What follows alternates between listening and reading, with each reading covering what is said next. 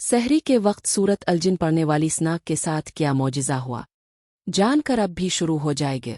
सहरी का वक्त रूहानी तौर पर बहुत ख़ास होता है। ये वो मुक़द्दस लम्हात हैं जब रात की सुकूनती और सुबह की ताज़गी का मिलन होता है।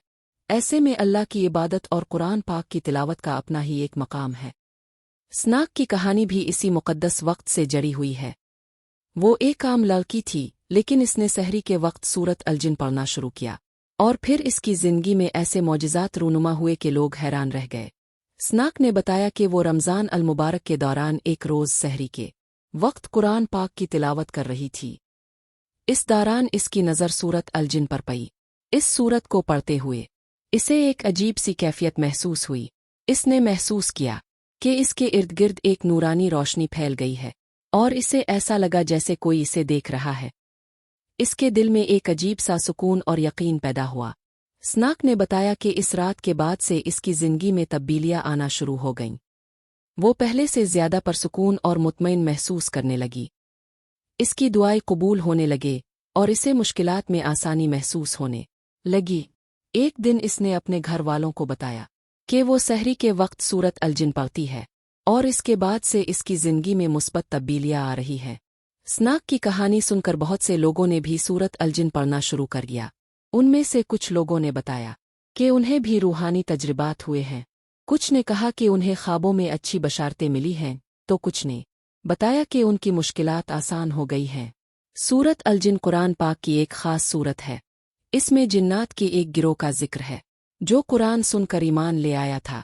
ये सूरत अल्लाह की कुदरत और इसके कलाम की अज़मत को बयान करती है।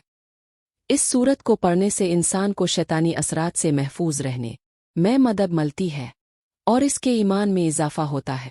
स्नाक की कहानी से ये सबक मिलता है कि कुरान पाक की तिलावत हर हाल में फ़ायदेमंद है, लेकिन सहरी के वक्त इसका असर और भी ज़्यादा हो जाता है।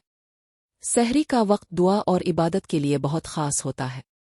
इस वक्त की गई दुआएं और तिलावत अल्लाह के यहाँ कबूल होती हैं।